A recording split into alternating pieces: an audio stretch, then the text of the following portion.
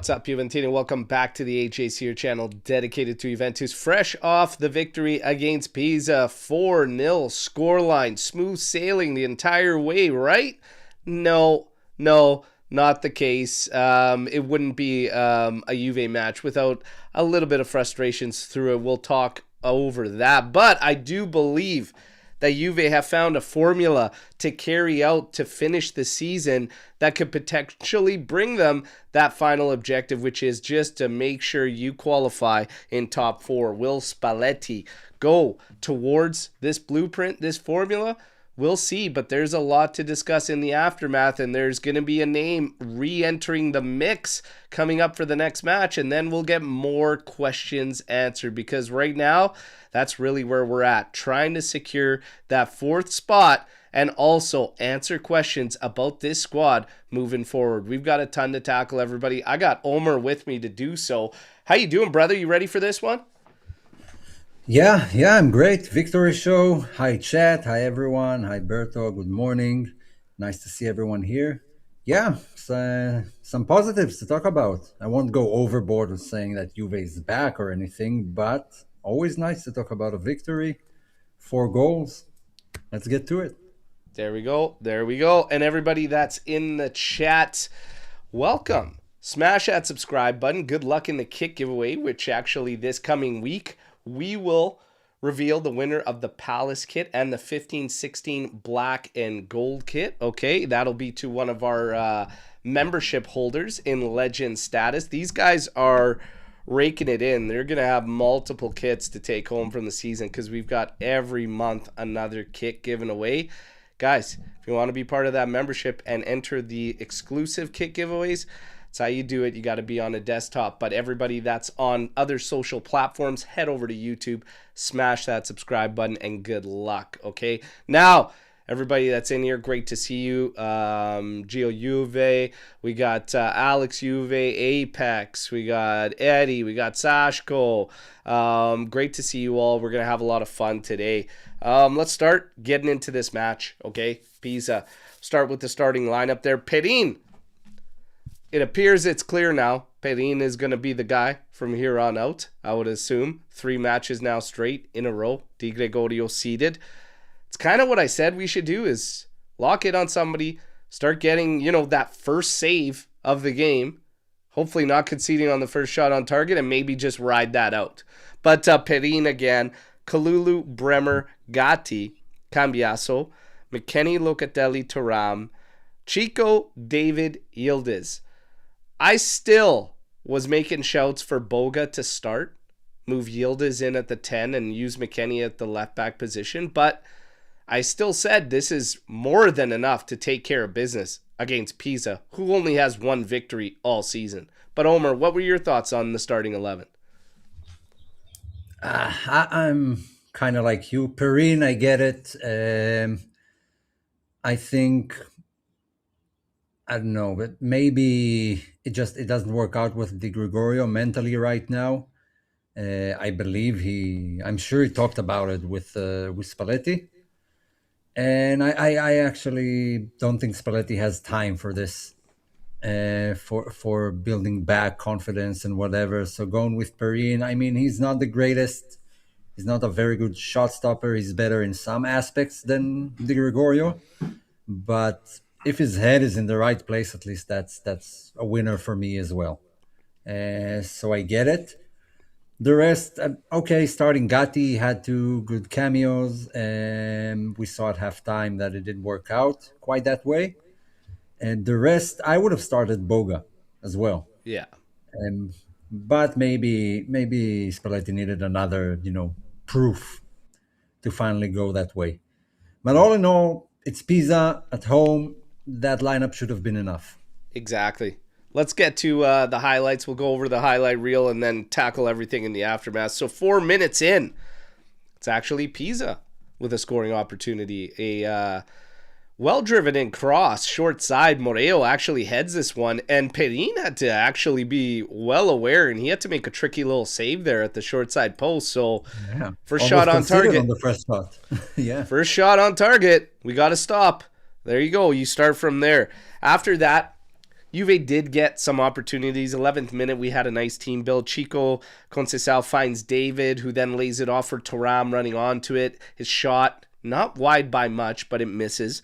17th minute, Chico cuts into the left, fires low and hard. It is stopped by Nicholas. Not a very difficult save to make. Parried away, goes out for a corner. You know, it never really felt in the first half for me. Like, these are a couple of the main chances that we were really on top of Pisa, you know, and really like swarming them or really creating a lot of havoc. I mean, you get one big chance created in the entire first half. It finishes 0-0. They had, I believe, 6 opportunities. We had 11 in that first half. It wasn't really a performance in that first half where I was like, okay, I can feel the urgency. I can feel the aggression. Like, we're going to dominate them. We're going to overwhelm them, and we're going to take control.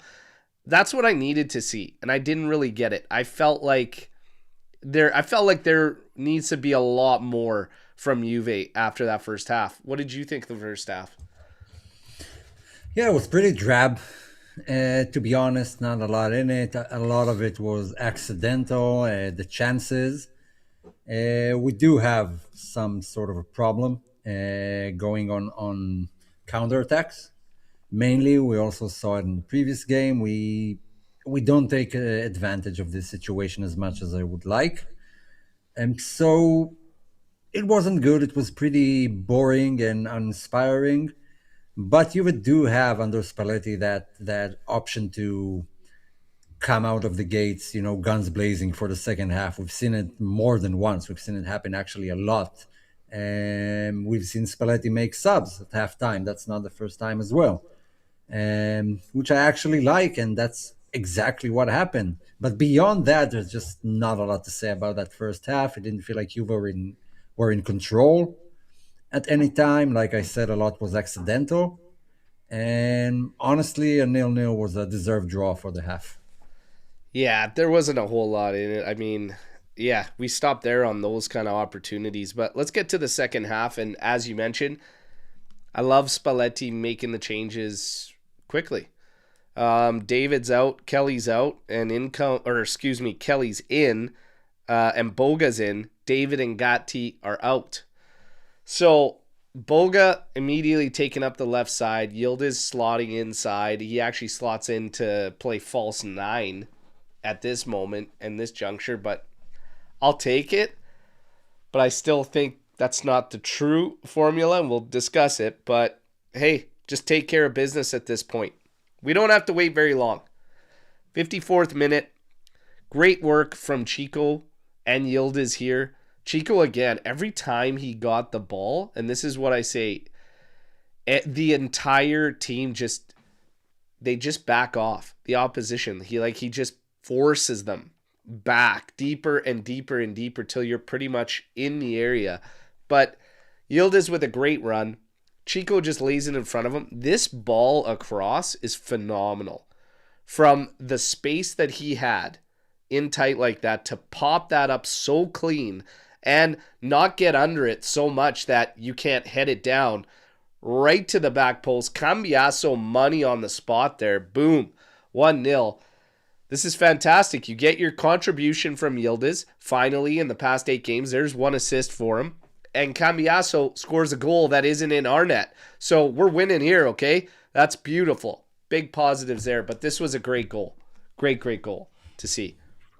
Yeah, exactly what we needed. Something to open the gates and force them to come out a bit and try to salvage even a draw. So great cross by Yildiz. First touch, just perfect inch. Cross that the keeper can get to it, and Cambiasso has the easiest header he can ask for. So yeah, that was the cue for everyone to start playing. Then you get to the 65th minute, 10 minutes from there. Great pressure from Juve, swarming Pisa, and talked about it in the first half, like get after them. Well, here we go. Good pressure. The ball's won back. Locatelli picks it up. Locatelli is so fucking good. This guy bank passes it off the back post right to Thuram so that he could tap it in the open cage, okay? 2-0, there you go. Celebration with Mr. I think that's the one that also Wes McKennie, for no reason at all, takes a slap, a scafalavaccia from Spalletti. Hey, the dude's, you got to watch out for Spalletti. What, he just turned, 67 yesterday? I think he turned 67 yesterday. Watch out, okay? Yeah, We're just it's like lucky he annoying shows your up wearing grandma. pants to the sidelines, okay? So Yeah. great I stuff mean, there. we had Sari, so the bar is pretty high. I don't think Spalletti is quite there yet. True, true. So, yeah, Locatelli obviously taking a strike, hitting the post there. Thuram, money on the spot there, and a nice tap into the open cage. 2-0, all right? Then you keep going, bringing us more. Chico, again, forcing that defense back. Finds Yildiz, and these guys, I've been saying it for I don't know how long. You've got to get them playing together. You can't have them separated one flank to the other. You have to get these guys to work together. But Chico just lays it up to Yildiz at the top of the area. What a read and what a play. To just simply one small body feint, take the defender right across him, sweep it back to his strong foot, and then the strike is just money. Beautiful finish. There's a goal. Finally back on the score sheet. Love to see it. 3-0. Yildiz now goal and assist. That's what we need him doing. But again, we'll talk about the formula. And for good measure, we win the ball back in our area. Locatelli's leading a drive. What a ball. What a ball on the carpet to Boga. And Boga, holy smokes, man. Talk about composure. A simple little touch by Nicholas, a goalkeeper. Holds it up, pulls it back, and slots home into the empty cage. Wonderful stuff. 4-0 Juve. My goodness. It's become very rare, right?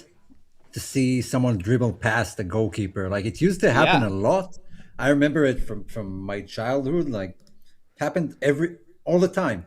Like, some of the strikers were just phenomenal, and it kind of disappeared. I barely see it anywhere. It's very rare. I know. I used to give Vlahovic a ton of flack for it because he seems to shoot every single time, and I'm like, dude, take that little touch.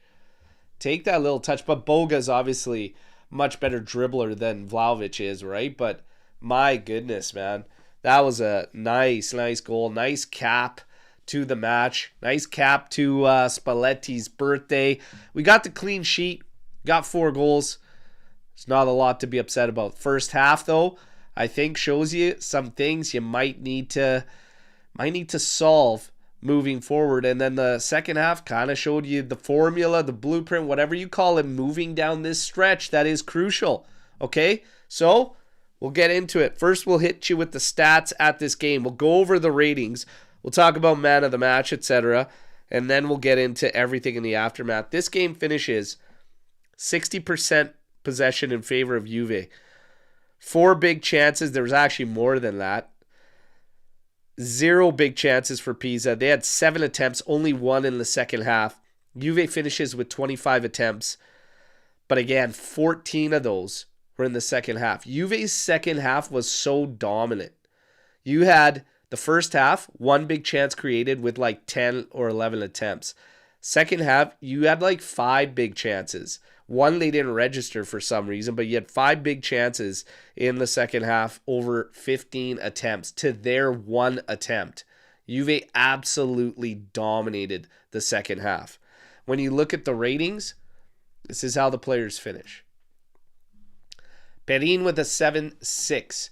Kalulu, 7.5. Gatti, 6.7. Bremer, 7.3. McKennie, 7. Locatelli, 7.8. Thuram, 7.2. Cambiaso, 8.8. Conceição, 8.2. Yildiz, a 10. Whew. David, 6.3. So Yildiz was the official man of the match. Omer, was he your man of the match in this game? No. I think the 10 is exaggerated a bit. I mean, we had like a 10 for Locatelli like 2 weeks ago or something like that. And the last time I've seen it is like Buffon in 2008 against Lazio or something. And suddenly we get two tens in like 10 weeks. I don't think it was deserved of a 10. I don't even think he was man of the match, to be honest. For me, it was Chico. Chico was the only one who actually caused some trouble in the first half. Yildiz was non-existent. Only when he moved centrally, he started participating, and again, not as much as Chico. So it's not a dig on Yildiz, but I think Chico had a better game, and he's the man of the match for me. Yeah, I didn't have Yildiz as the man of the match despite the goal assist. I definitely didn't have him at a 10 rating, but Chico was my man of the match as well. Chico was ridiculous in this one. And when you see Electric. that version of Conceição, that's the version that makes me deal with an error here or there because he was constant. He was relentless. And again, he's got the ability to push teams back and just pin them back. And then from there, you just make it work. You got to work off of him, though. And that's why the second half for me showed me something that I've already been screaming from the rooftops for a while to get to when we're looking at formulas. But we'll get into it. Chico's my man of the match. It looks like he's got a lot of shouts in the chat, too. So Chico, Conceição was genuinely insane.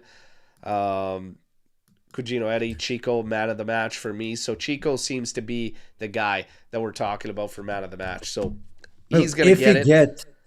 if he get his finishing straight, like soon in the next season or whatever, he's going to be one of the most dangerous players in Europe, to be honest, because he creates chances and dribble past guys with relative ease. He gets a lots of shots on goal from comfortable angles. If he fixes his finishing, he could be lethal. Oh, yeah. Absolutely lethal. That's the only gripe I have with him, that his finishing is awful. He's so close. He's so close to being absolutely ridiculous. It's that end product and that consistency. Well, Finds that's the that, name of the game. but again, I think there's something more we could be doing there. We'll start taking a look at some of the takeaways before I get to Chico, before we get to Yildiz, everything there. I'm just going to say it. Jeremie Boga is an absolute must purchase. It's over. It's done. Like just 4.8 million. It's not even a question. Not even a question. Pick this guy up, make it finalized. I've seen enough, and I think he should be starting here on out for the remainder of the season to create damage and completely give fits to our opposition. While Yildiz and Chico are also on the pitch. This guy's a must purchase. At that price, you're not going to get anything. You're going to get a bag of match balls for 4.8 million. And if we're going to... It's actually pretty wild that we sold Mbangula for more. I never imagined we'll get a Vice Yildiz for less than, what was it, 8 million or something ridiculous? Hey, Kamoli takes a lot of flack. I'll give him credit where credit's due. Boga's an absolute steal. Absolute steal.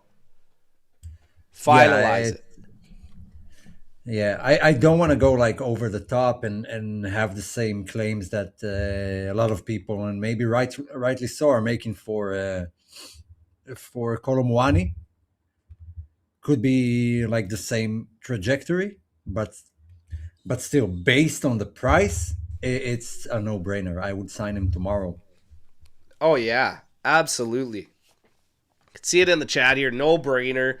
Absolutely, 100%. And yeah, Alex Juve said, finally the algorithm worked. Finally the algorithm worked there. Whatever we want to say, got to give him credit when he gets it right. So Boga looks an absolute steal. Absolute steal. Fantastic stuff there.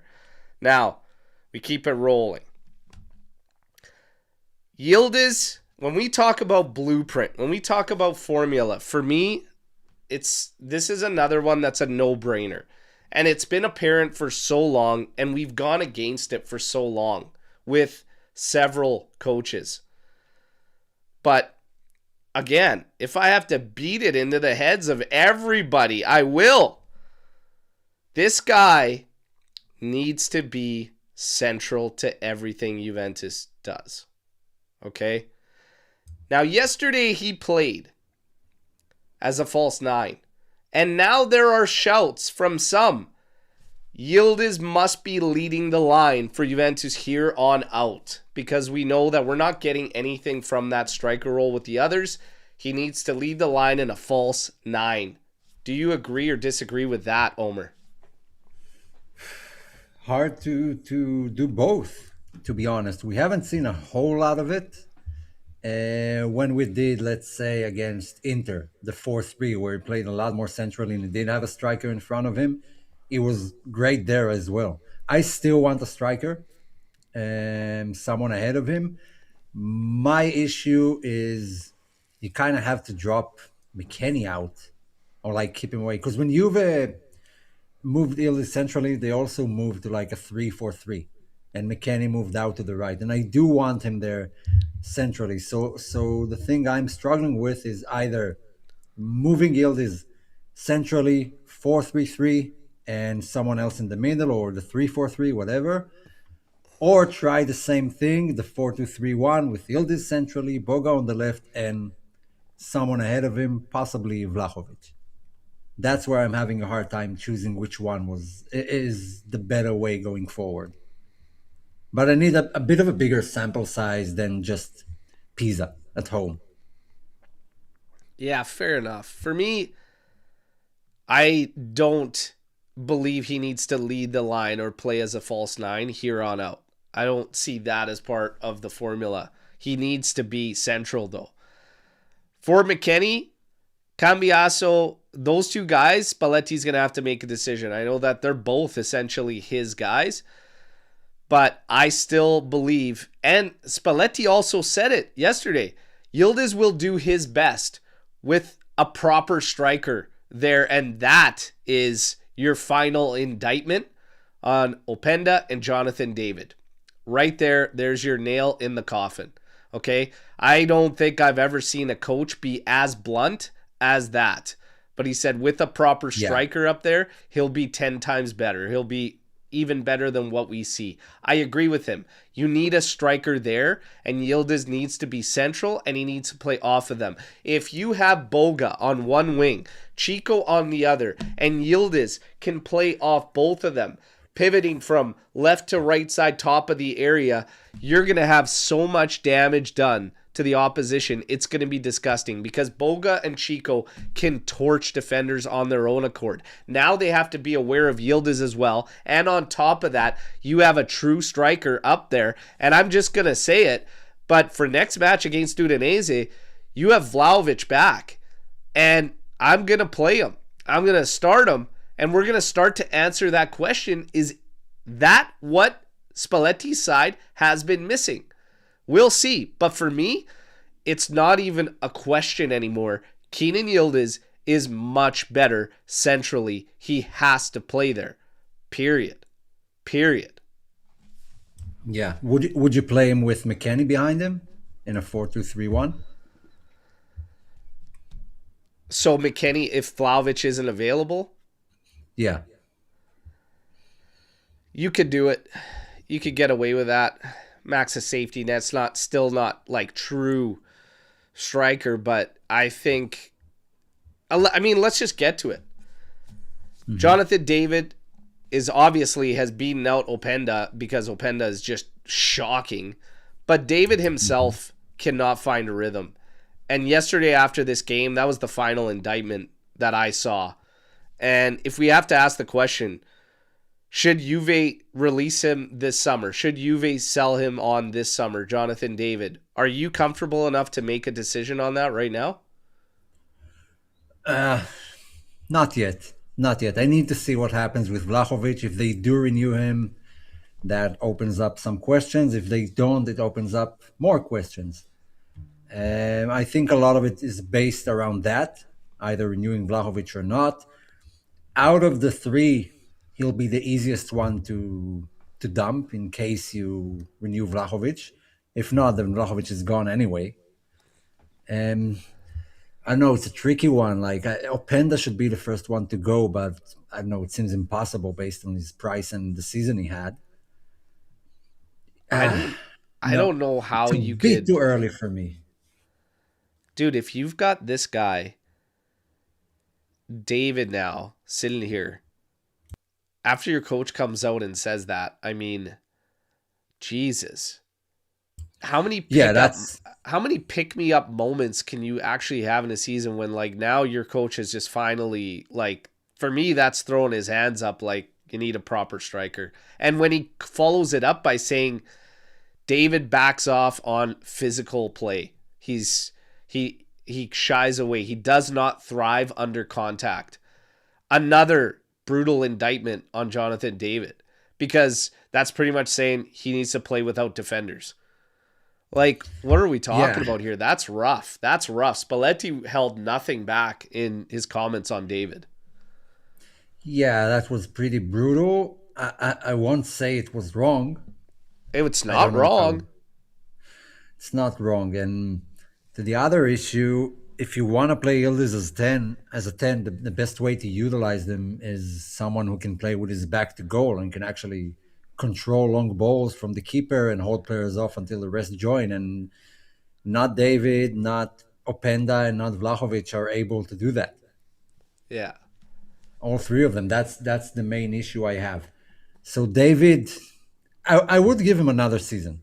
I will say that I would give him another season, and maybe not as the main guy. You know, he came up, he came to Juve as like the main guy, the replacement of Vlahovic, and obviously it weighs heavy on him. Um, you look at his goals from Liga, and it's pretty similar to what Spalletti is saying. A lot of his goal is where he didn't have any defenders on him or find a way to break through. And so maybe it just doesn't suit Italy and Juve, where defense are a lot tighter and you get marked from minute one till the end. Maybe it's not for him. Maybe he needs a league with a lot more space to run. Because I haven't Yeah. seen his speed come to fruition in any way. It's a non-factor. I just have never really felt like, I felt like at one point there when he started getting, a streak of consecutive contributions, that okay, he's maybe finding rhythm. As he gets more comfortable, he can be more confident. Maybe that rate of play, that tempo will pick up a bit, but it never has. He just doesn't seem himself. He's not, call it the weight of the shirt, call it whatever. He wouldn't be the first victim of that. But I don't see a player that's confident at all. Mm-hmm. He doesn't look himself. He looks like he second guesses every decision when he's on the ball. If I talk about the first half that he played yesterday, was it terrible? No. It wasn't terrible by any means. He was laying the ball off, and this is the thing. He's being too much of a provider. He's being too much of a provider. He needs to better balance those moments where he needs to be way more ruthless. And Spalletti's also called him out on that, even back when he was in a decent stretch. But yesterday, he made a good run. Yildiz delivered on him. He turned and fired immediately. It was blocked. It was a good block by the defender. He had several moments, sequences in the final third where he was making the right call and dropping it off, laying it off for other shooters to come into the play. But overall, it's just not enough. When you factor in that he's not much of an aerial presence, he had a header yesterday that was laid on beautifully by Cambiaso that he couldn't get on target from like 8 or 9 yards out there. And again, that's that vertical, that's that aerial prowess. You throw physicality, the lack of physicality on top of it, he's struggling for a number of different reasons. So it's like, for me, if he's going to work, I don't think he's going to do it the way we've been using him as the lead man. He would have to be a supporter down as a 10, and I'll be 100% honest. My preference is somebody way more dynamic to play the 10, because a lot of fans have said you keep David around, he can play as a 10 when you get your true striker, etc. I'm not even feeling that, to be honest. And Yeah. That's just Yeah, looking for a way to get him yeah, involved, and but he wouldn't be the best on the team in that position. I mean, he has some competition. I don't know. It seems to find it really hard to get into the rhythm of the game. They said it was ice cold. It seems too cold. Like he never gets warmer. He never gets into the game. Everything seems so, I don't know, so meh. Like he does yeah. a mistake. He doesn't communicate with the rest of the guys. Something isn't working there. I don't think he's a number nine, to be honest. It just doesn't seem like a number nine in the way he plays. And maybe a second striker, fine, but it doesn't seem like a number He nine. plays it like a false nine, essentially, is how he plays Yeah, it. his ruthlessness in the area is non-existent. And if Yeah. you're that guy and that's what he made a career of, at Lille, like being in the right place in the right time, kind of Inzaghi type play, it just we don't see it. We just don't see it here. David might just be, and he wouldn't be the first, but he might just be big fish, small pond guy. He might just be big fish, small pond kind of guy. And I'll be quite honest, right now, if they decided to move on in the summer and take that capital, it'd be hard to argue. Be hard to argue against it. I'll be quite I honest. wouldn't, yeah, I wouldn't shed a tear Yeah, on like it. it's just. I mean, what do? You keep it rolling in hopes that, I mean, he's had a ton of opportunities because there's been nobody there, nobody else around. Openda has not challenged anybody for anything. Okay, he might have challenged bench time to Pinsolio, if anything. Okay, most espressos made. I don't know, but yeah, David for me, maybe just maybe big fish, small pond, and it'd be hard for me to argue against a decision to sell him if Juve decides that this summer. That's just me. Now, keep it rolling. Dusan Vlahovic should be back in the lineup. If you had to place a bet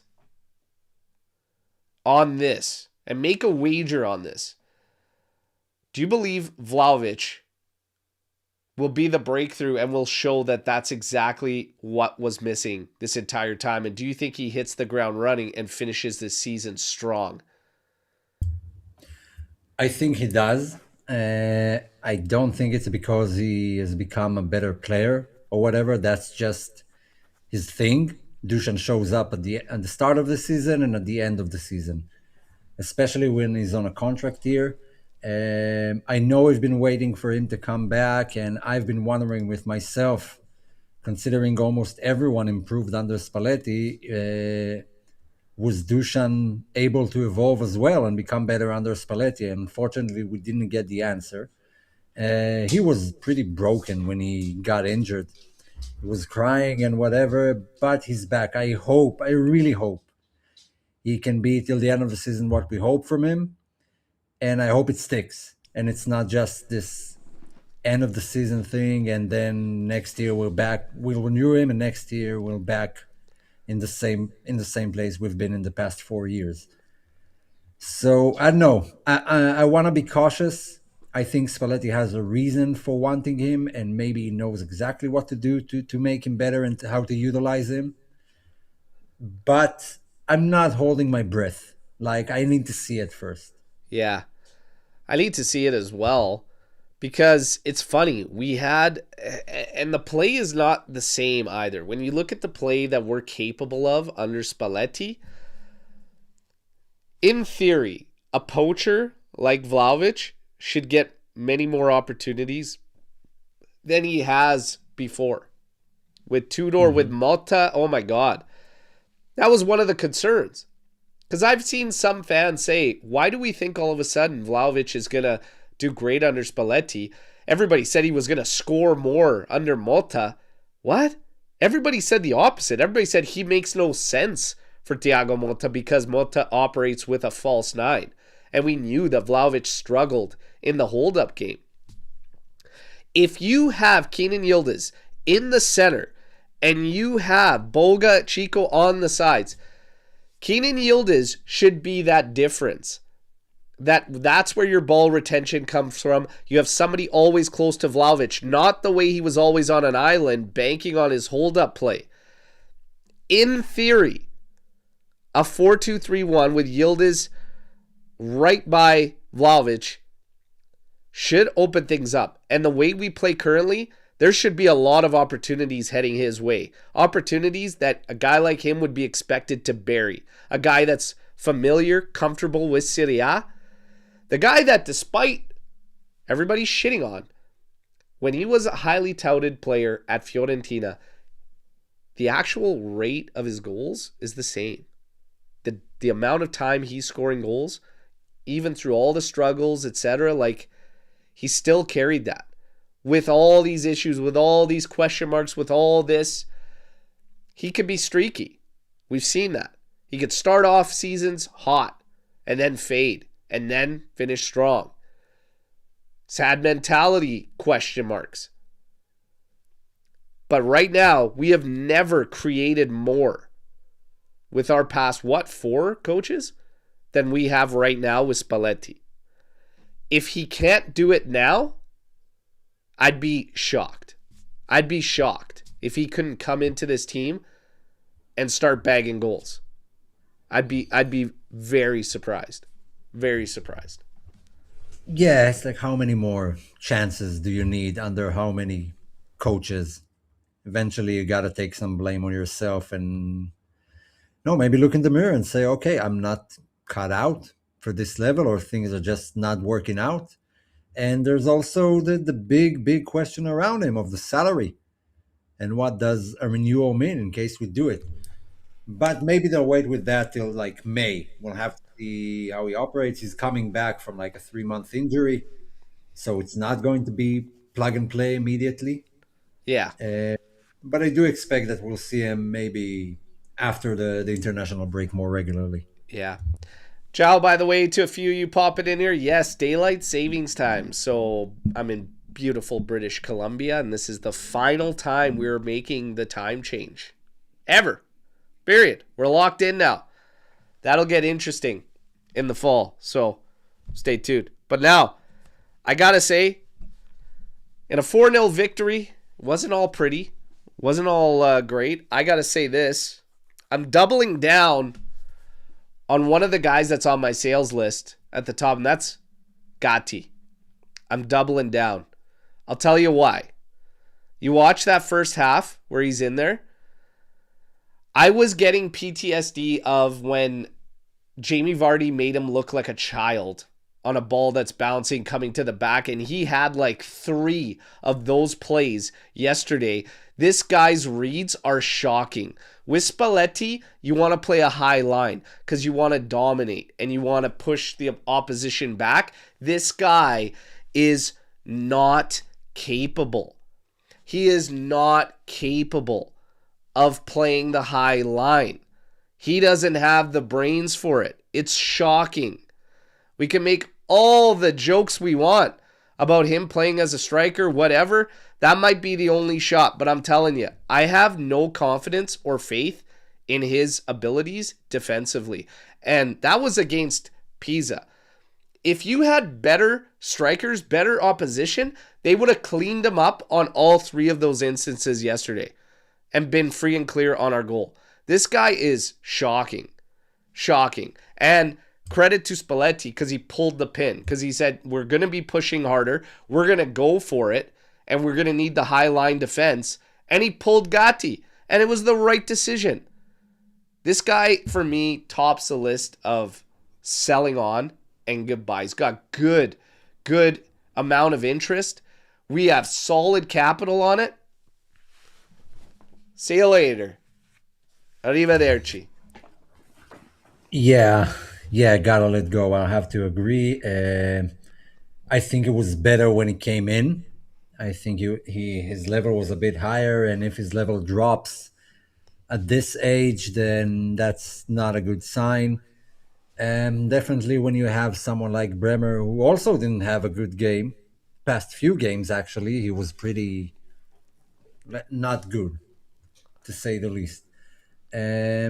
But Gatti is just, it seems like it's going nowhere. A defensive liability, very slow on reading the game, and very it gets my heart pumping when he's on the ball in defense, when he's the last man. So yeah, it's just it's not it. You want to compete, and this is your first sub in case someone's injured. That's a problem. That's a problem for Juve. I know he had a great game against Galatasaray at home. Fine, if he has the occasional one from my center backs, I need it more often than not. I need him to be on top of the game for 30 out of 38 games at least in a season, and Gatti doesn't provide that at all. Yeah, it's just he's top of the list for me. Top of the list. I've absolutely no more patience for guys just simply getting by at Juve without improving. Like that's the thing. I can't stomach it anymore. So you've got all this interest. It's a bunch of capital. You need to look at boosting the squad. He's top of the list for me. Easily top of the list. Now, with that, in terms of key takeaways, etc., I've kind of hit the mark there. We're going to have some fun after Storm the Barn, etc., and I still have more Storm the Barn of my own that we'll get into and everything. But of course, Omer's with us today. So we're going to have a little fun, and we're going to get to the bold statements.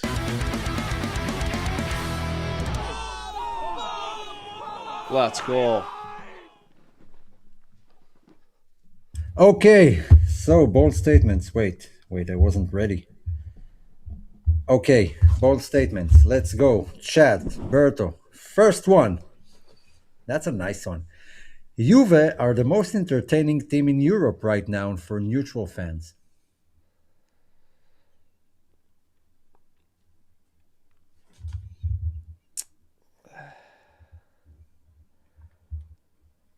I could see maybe it's not entertaining for us because we're all over the map and we conceded way too many goals. But the fight back, the pushback, the attitude. I mean, I could see it, but I'd still ultimately say no. Probably not the most entertaining. But I will say, Mhm. I think for a neutral, they would enjoy the games because the games are so crazy. Like they want to see goals while Yeah, we're conceding them and we're scoring them. So yeah, yeah. Obviously, I meant recently, not for the entire season, but in the past like month and a half.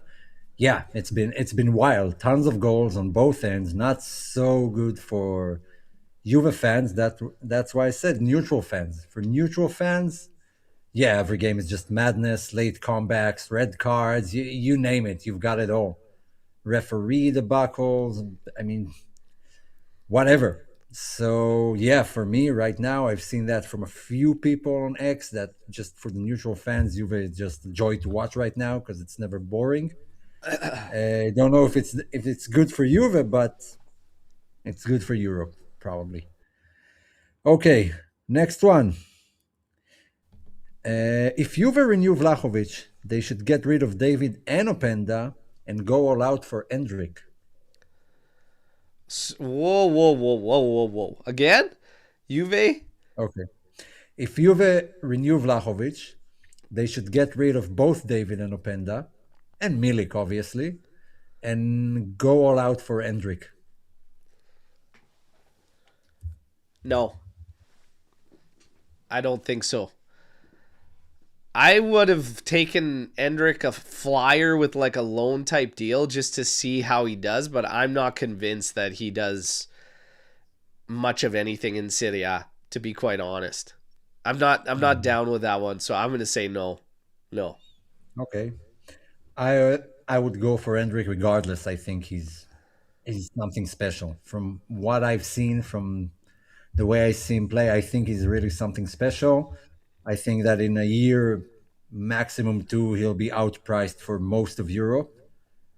And so, yeah, I would sign Hendrik regardless. But if we do, who would you sign if we renew Vlahovic and get rid of Openda and David?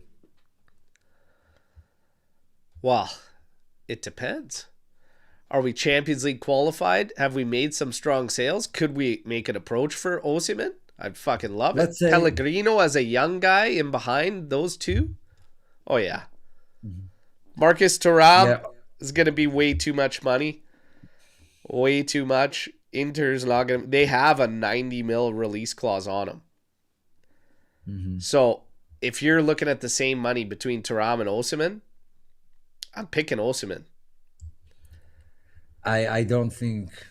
I think Osimhen is just non-optional because even if you get through and there's no clause from Napoli, it's still bought him for 75 and his salary is 20 million.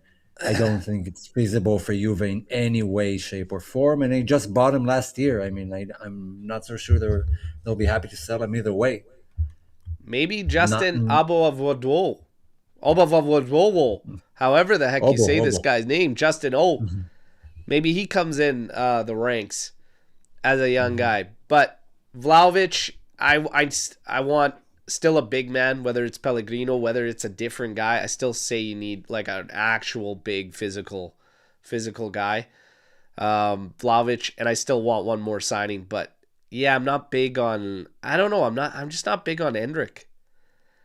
I I feel like in Serie A he wouldn't do much of anything. That's just me. Okay. Next one. Cristiano's famous headed goal is not the best in history, as some would claim. Actually, a lot would claim that. The one against Sampdoria, Yeah, the one and only.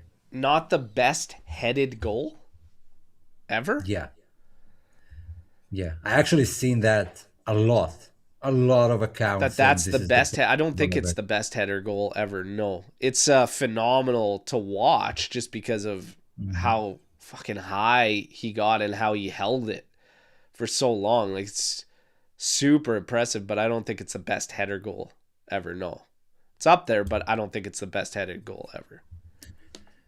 Yeah, I would say it's up there mainly for the physicality of it Yeah, and what it takes to perform that type of header. But in terms of the meaning of it, it was kind of a nothing Sampdoria game. I mean, I would even give it to Van Persie's goal against Spain. yeah, I would put that above him, like what was the World Cup. So yeah, that's a beautiful goal, phenomenal by Cristiano. But I wouldn't say the best ever. There were much more important and beautiful headers yeah. across at least the last 20 years. Okay, another one involving Ronaldo. Mandzukic is loved more than Ronaldo by Juve fans. Yes, I believe so wholeheartedly. Mhm. Whether we like it or not, or people want to understand it or not, Ronaldo, I said this a lot. Some could never truly appreciate what it was like to have that guy playing for your club because the downfall of this decade of dominance came while he was around, and obviously massive money. We could never have money to build the team around. COVID struck. This guy, Ronaldo, despite being the fastest to hit 100 goals for Juve, all this still is associated with the beginning of a downfall. So that alone just kind of hurts him in that regard. And Mandzukic has nothing but respect from the entire fan base, and he's associated with nothing but golden times, and just like a, Mhm. a winning period. And he embodied Juve like wholeheartedly in everything that we believe to be the core values of Juve. He was an embodiment of Juve. And funny Exactly. enough, Mandzukic was there yesterday at the match, and the ovation says everything. But Mandzukic definitely more loved in the fan base than Cristiano Ronaldo, in my opinion. Yeah, I would say that as well. I think Mandzukic is just an indictment of what Juve fans really appreciate. It's not the numbers, it's not how many goals he scored, it's just the grinta, the way he plays the game. And statistically, aside from one, all of his goals were in games Juve won. Every time he scored for Juve, they won, except uh, for that Champions League final. Ah, But he was clutch. He was money time. He won games. He's just a proof of what Juve fans really appreciate. there's a lot of Um, things that held fans into believing that Ronaldo was held to a different standard than the rest of the players, and that's what kind of broke down in the locker room and everything. And I mean, we saw it. Cristiano Ronaldo left a game early.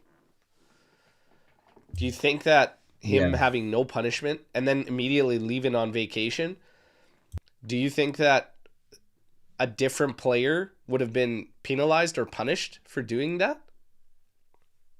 These are some of the things that led fans to believe that CR was held to a different standard and that the club was giving up some of its spine. And that's why CR will not have the unanimous love that a guy like Mario Mandzukic has. It's things like that. Yeah, Ronaldo, I mean, I don't have to elaborate him. Everyone knows how good he is, and probably top two best players ever, minimum top three. But it, when I needed him to be the leader, when you were actually having a rough time, I didn't feel like he was. There are players who are like that, or not like natural born leaders. I think Mohamed Salah is exactly the same. He doesn't take away from what a phenomenal player he is. I just don't think he's a good leader. And I don't know, Mandzukic would never have left, no matter if you've lost or having a bad time. He would never have left the Yeah. stadium. So that was my big issue with CR7. But beyond that, I mean, it was phenomenal to have him. It Oh was I'll yeah. never forget that signing, and I'll never forget the announcement and the signing and just how the yeah, wow factor, like it was insane. It's like holy smokes, because at that time you felt like that was probably it. You just got a Champions League killer. This could be the move that takes us over the top and finally gets us that Champions League trophy. And then the reality was that no, we ended up finding out that my general feeling on Ronaldo in general was right guy, wrong time. Right guy, wrong timing in the end. yeah. You can't be wrong with having a player like No, Ronaldo. You no. can't, and there are other factors like COVID who wasn't expected, which made it basically impossible to keep a player like him. But his signing was actually, like a final stamp, and Juve finally made it. They can afford to sign one of the best players in the world, and it took a while to get there. Like it wasn't an easy route to be able to sign someone like Ronaldo. So too bad. We've been trophyless for how many seasons now when it comes to Serie A, the Scudetto? What is it, five now? No, 5 years, trophy 6 years? less, or trophy less or Scudetto less? No, like Scudetto trophyless. Not like Coppa Yeah, Italias and stuff. no, So 6 years. The last one was in six 2020. years. Yeah. If we never signed Ronaldo, do you believe we wouldn't have a 6 year period with no Scudetto? I don't think so. I think the management kind of lost it when COVID hit, and suddenly they had no idea how to handle the money, and they started asking players to cut their salary or hold their salary for a few months, and the league did jack shit to help the clubs maintain their stars and their players, especially Juve. Um, so yeah, rough times. I mean, I wish we had him. I don't know, 2 years earlier. That would have been right on the money. If you're talking about the money though, the money and how they're spending it, well, that they're tight because of Ronaldo and everything. So it Yeah, was just patchwork after patchwork after patchwork. And it if was unmanageable Ronaldo during COVID. doesn't come in, Marotta probably stays. So I'd be inclined to say you definitely don't have a 6 year period in this Serie A where you don't have a Scudetto. That's just me. But again, Let, you talk about Loved having Ronaldo, and he was an yeah, absolute beast, and he did his job. He did his job. yeah, No question. No question. yeah, absolutely. Okay, next one, last one, and then I have like a storm the barn to kick things off. Um, in terms of longevity and level of play, Chiellini is the best center back you've had in the past 3 decades. I'm not going to talk about Serie A and all those guys. I haven't watched them, so I can't really say. But at least in the past 30 years.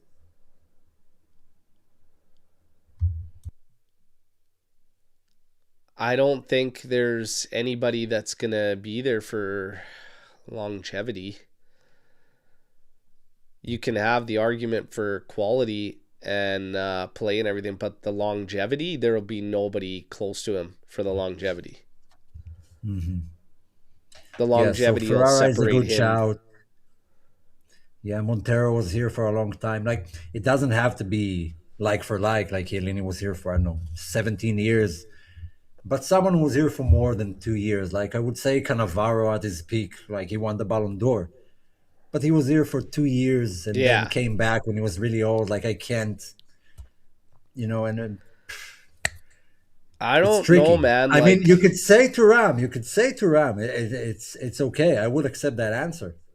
I think there's a couple guys I'd put in the mix, like Turam, Yeah. Montero, Ferrara, but I Mhm. don't think you're going to get the combination of everything checked off. Like, it's just Chiellini's been insane. And at the time, Chiellini, there was a time he's considered the best in the world. He was, I still say in global terms, this guy was overlooked the majority of his career in terms of rankings in the Mhm. world for a center back.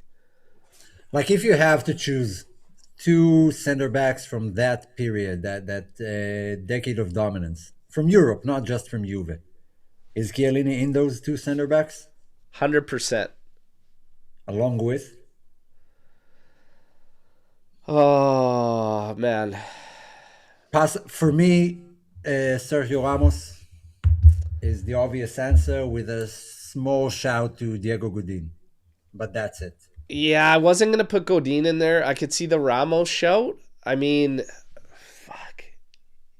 It wasn't Decade of Dominance because I think, when did, I always liked this guy, but Puyol.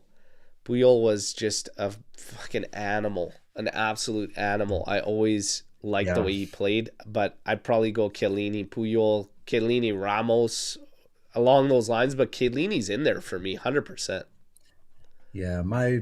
I mean, I absolutely love and adore Puyol. I think every player should strive to be the type of person Puyol is, let alone defender. Yeah, But he's one of those guys who like fell in between decades. You always have like yeah, 2005 to 2015, and you don't count that as a decade. And there are a lot of players that fall into that bracket, like Thomas Muller, for example.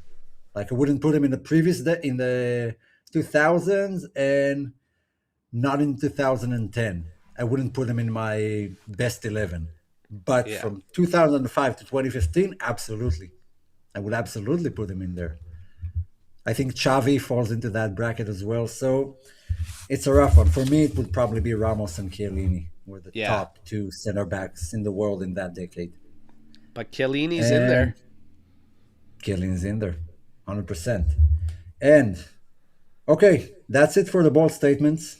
Um, let's move to Storm the Barn. Thank you, everyone, Loved for it. listening. Loved it. Are you going to kick us off on Storm the Barn as well? Yeah, so I have a list of 5 strikers, and you have to rank them. Not only you, the chat as well. Rank the next 5 strikers from best to worst, your favorite, your least favorite, however you choose.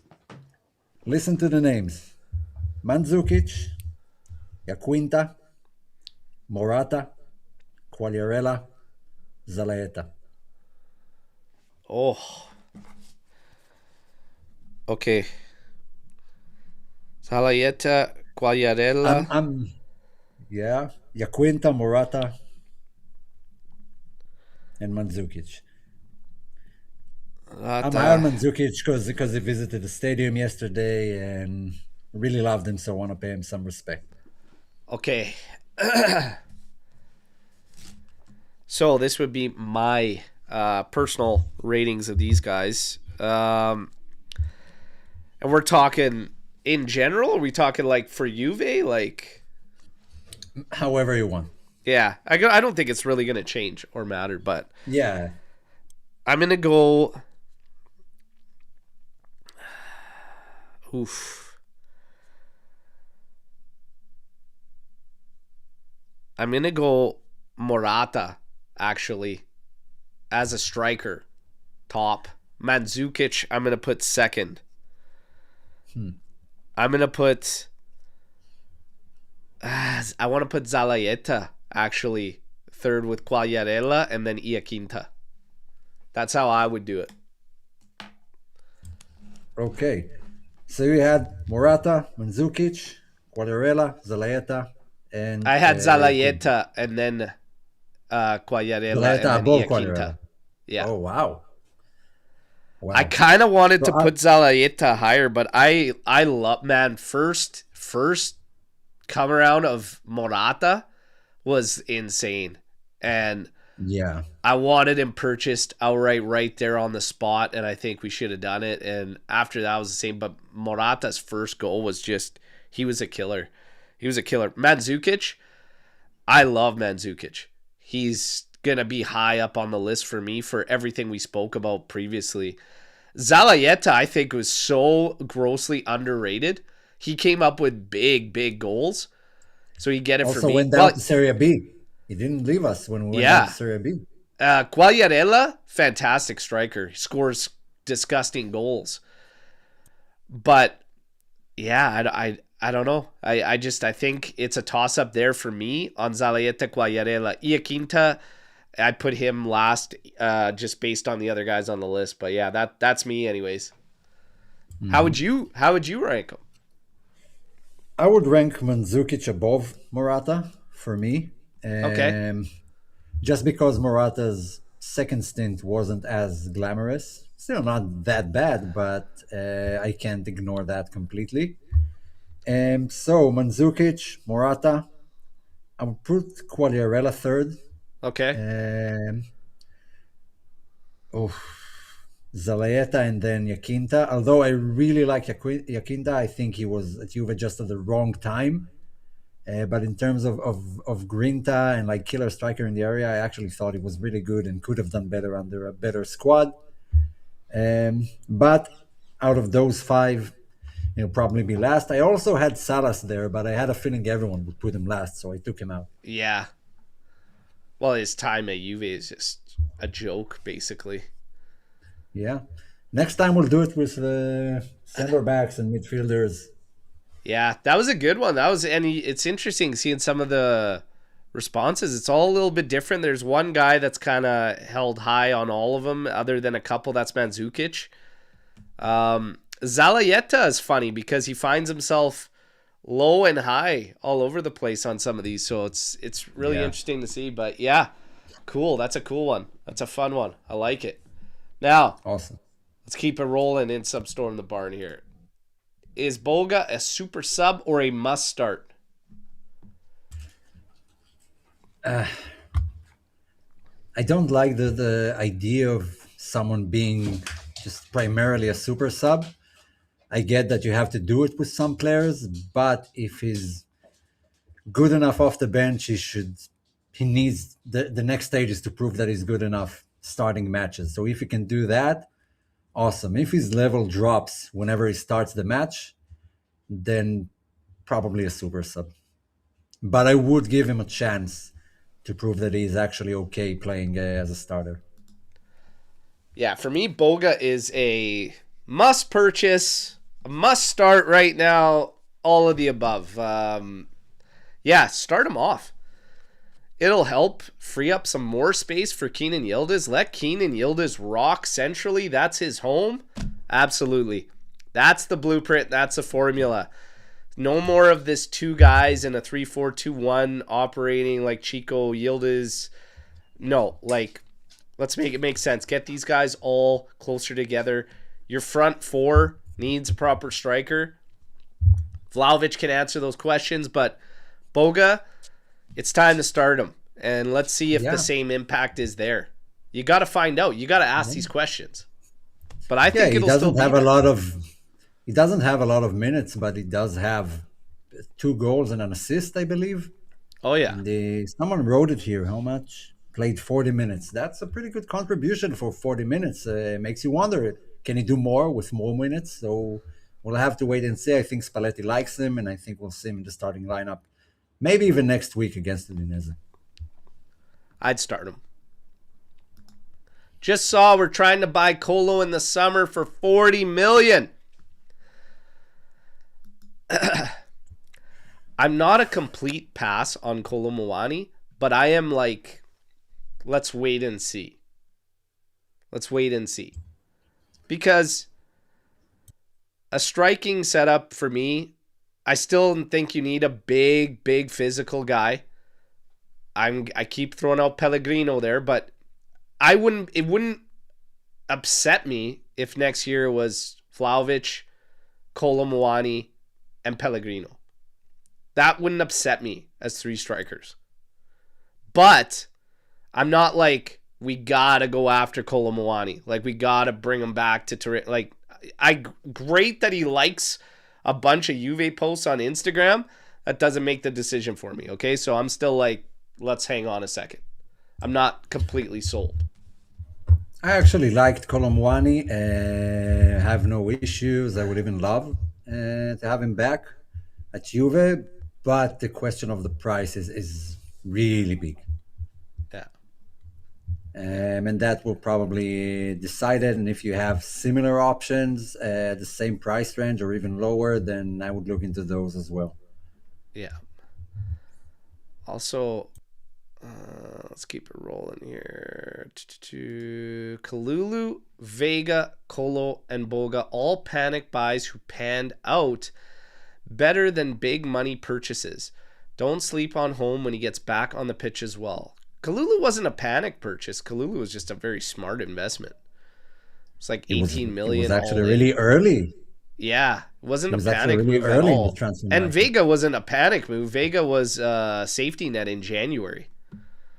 Same with Kolo Muani.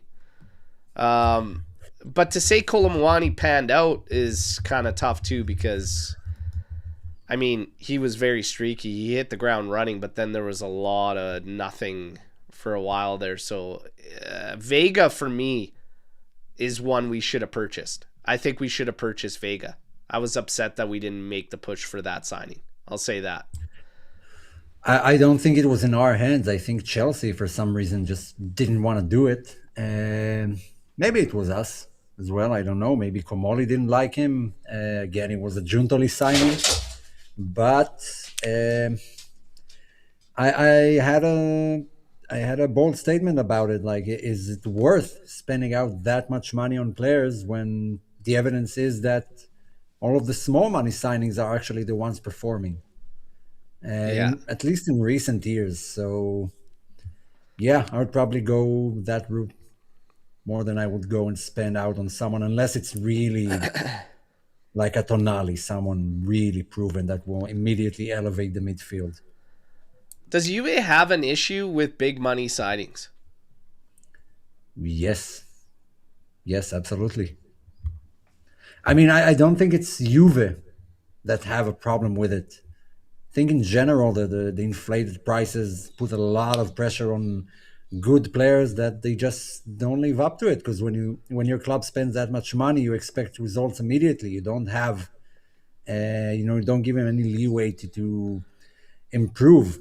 So let's look at this then. Chelsea or United or Tottenham, just tons of big money signings. Well, let's look at these. Cristiano Ronaldo, biggest purchase ever. Was that a mistake? That's a deep question. Was that a mistake? Yes or no?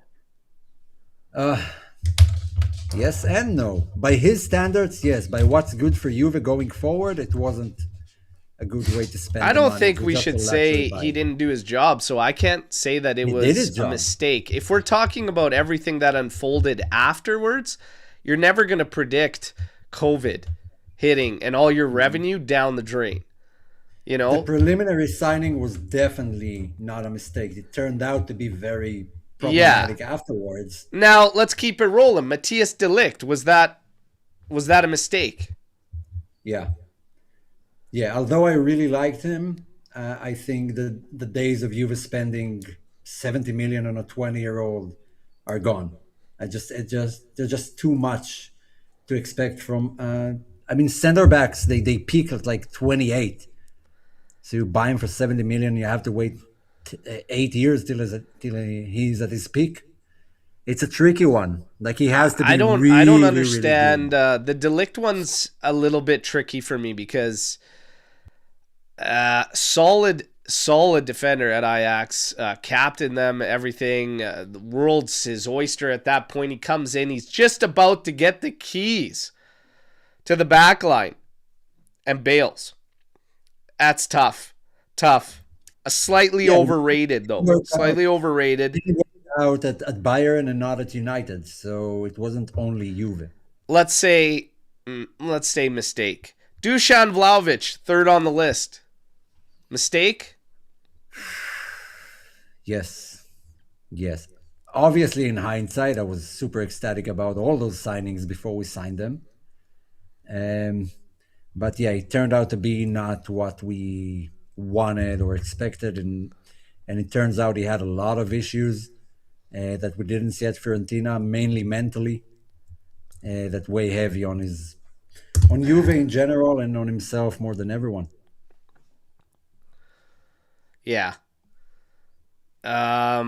Vlahovic maybe? Uh it's he could maybe still make it right. It's tough, but let's keep looking at some of these guys, right? Because now you have Douglas Luiz. Oh, Mistake. that's never a mistake. That's never a mistake. That's a very good purchase. Gonzalo Higuain. Not a mistake. Not a mistake. Not a mistake. Not. He was Federico exactly what Juve Chiesa. needed. Yeah, it was. It was a mistake? Um, apparently, yeah, I don't for me. think 'Cause, Chiesa was a mistake. I don't know. He was here for. I mean, the price is not that high. It's not like the 60 million one. It was 40, right? Like, let's say compared to Bernardeschi, Yeah, it was wasn't a 40, mistake. 45. Yeah, eventually, I think he had one good season at Juve out of four. So I would say, yeah, it was a mistake. Arthur Melo, oof. Douglas Costa, 40 million. Not a mistake. Not a mistake.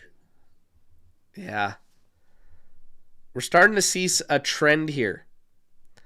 But Luis Openda, oh, mistake. Oh, Dejan the jury's Kulishevsky. still out. Kulishevsky, mistake. Yeah, I do. Was he a mistake? I don't think he. Well, you know what he was. He was. Bremer, never a mistake. No. Bremer wasn't a mistake. Joao Cancelo, A mistake. was it? Or, well, yeah, I guess he can't stick to a team or whatever. For me, a for good me, player. is one of the most. For me, is one of the most overrated players in the past decade. Miralem The amount of Pjanic? clubs he played for, Pjanic, Not a not a mistake. mistake. by any stretch of the imagination. It was So- actually undervalued. Basically, you have a trend here. You failed to bring Juve's up done Koopmeiners. well. Juve's done well at the 40, in that 40 mil range. When you climb above 40 million, they're all pretty much been considered mistakes by everybody pretty much going through these names. Yeah, because aside from Ronaldo and Higuain, I mean, living up to that price tag in Italy is just, it's impossible. If you're not already an established world-class player, Yeah. yeah. That's crazy, eh? So, again, do they have an issue? Well, yes and no. It seems like there's a little bit of limit. Some won't consider 40 a big purchase. Oh, there you go. There you go. Coal miners 60. Yeah, that's a mistake. I don't think we need to bring that one up. Shit show. But yeah, when you're looking at signings and purchases, there's definitely a sweet spot. It's definitely a sweet spot. If you get into lower than 40, though, Juve's done very well at the cheap signings for a long period of time. You know? That's why that formula of team building where you're picking up free agents, the right guys, the right characters can't be overlooked. And they have to start hitting on those, right? Balancing out the roster. That was Paratici. He just wanted to be a Galacticos team like Real Madrid, just buy the biggest stars and form a team of a lot of talented players, but no cohesion, no chemistry between them. That's what he liked and loved and wanted to build at Juve. Maybe he would have succeeded without COVID, but that's just not the Juve way. It never worked for Juve that way, and it probably never will. Brandt, Kessié, and Silva would cost us a total of €0 in transfer fees. Adds experience, quality, depth to the midfield. I'm rather going that route than going all out for Tonali. Agree? Disagree there, Omer? I mean, saying it's a total of €0, it's incorrect. It's not €0. Kessie's contract alone is more than all of the rest of the team. Possibly some of our best players combined. There is a lot of money involved in those signings. Bernardo Silva wouldn't have a low salary either. So yeah, Brandt, I'm not big on Brandt, to be honest. I wouldn't mind Brandt as a depth piece. I wouldn't mind him. Kessié doesn't do much for me. I'll be quite honest. For me as well. I mean, David was practically no money, and it did cost us a lot of money. If you go into his salary, bonuses, agents, whatever, that's not no money. Bless you. I'm not big on Kessié. Silva is a must sign for me. Champions League will come into effect. We got to qualify. Osimhen, Karnaseki, and a good partner to Bremer is what separates us from becoming a serious team in Europe in terms of starting 11. We really need depth, though. I think you have to throw a striker in there. Osimhen, Karna, and Bremer. I think you need to throw somebody on the outside. Our left side is shit. So Spalletti's belief in Cambiaso, I hope it pays dividends. But if you don't get help, a serious player on the left side, you're going to be fucked. Yeah, I don't think Osimhen is coming either way. Karnaseki, if you can do it yesterday. I would say a fullback. Not sure I'd go for the left one.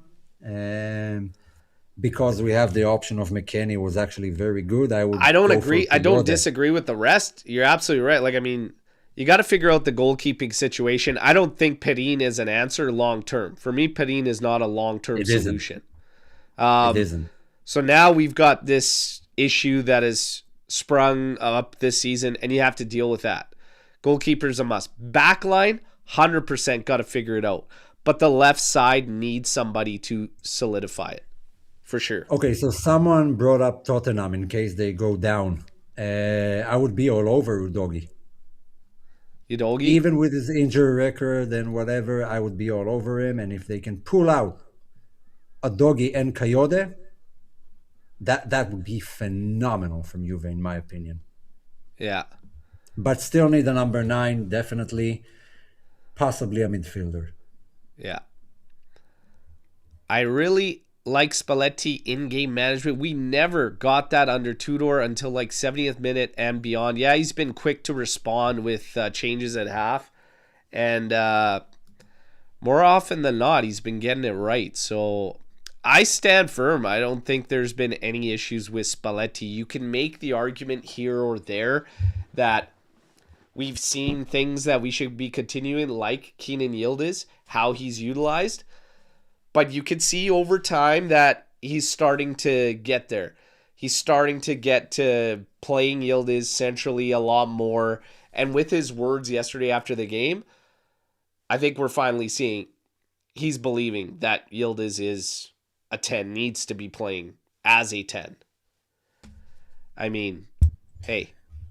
Yeah, I would even make it more than under Tudor.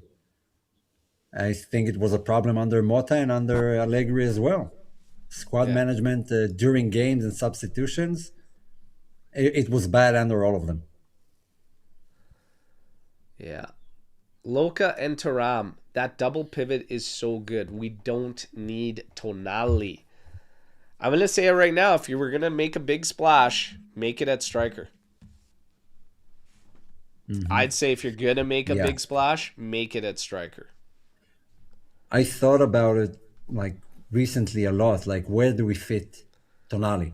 If Juve do go to like a 4-3-3 and play with three midfielders most of the time, I would love to have like a Locatelli, Tonali, and Thuram midfield. But I don't think they're going this way. I think Tonali, as much as I would love to have him, just strangle our entire market and we couldn't do anything else or buy players. We'll have to buy players that are not the level that we expect them to be. Yeah. So only if we move to three-man midfield, I would try for Tonali, but I don't want to break up that. I think Locatelli and Thuram are actually doing very well together. I don't want to break it up. Yeah. Adam, do you think that fans are hating on Juve just to hate? Feels like people will be negative to fit their own narrative. I get being frustrated, but it feels like the fandom ain't supporting. Wow. You know, I would agree to some extent. There are fans that seem to like being miserable and complaining more than they like winning because of their agenda. But it's not all across the board. I mean, most fans just want Juve to do well. oh, I've got so much to say. I don't know if I actually unleash here. I don't know if I actually unleash here. Go for it. Go for it. When the hell have you held back? This is very true. Very true. So I go I all said out. I had a rant a few shows ago where my frustrations kind of hit, where I just said enough is enough with the bullshit.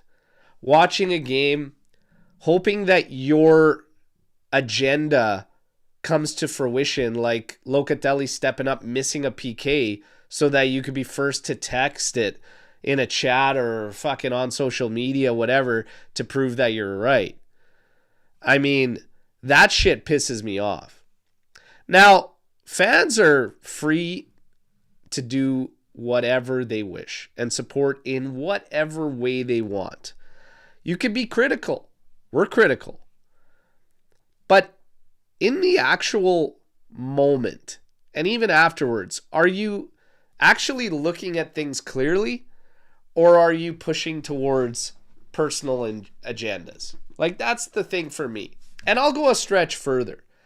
There's people in the creator world, in the content creator world, I actually question whether some of these people are even actual fans. I do. I do. You know, you start an account, you start catching heat, all of a sudden you're starting shows, but everything about you doesn't say anything that you're a Juve fan, and everything personally about you doesn't show any signs of being a Juve fan. Like, that shit's fucked up to me. And I noticed that a lot of people care more about being right than what the fuck is going on.